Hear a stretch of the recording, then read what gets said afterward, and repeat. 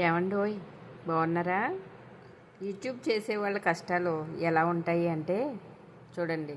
Video మాట్లాడుకుందాం, voice over ఇద్దామని చెప్పి మొదలెట్టానండి.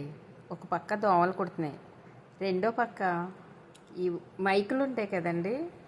కొంచెం వీడియో మాట్లాడాక ఈ మైకులో ఛార్జింగ్ అయిపోయిందండి.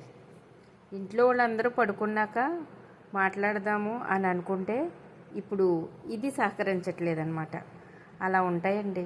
ఇప్పుడు టైం ఎంత అయిందో చూసారా? నైటు 11:15 ఇలా ఉంటాయన్నమాట యూట్యూబ్ చేసేవాళ్ళ కష్టాలు.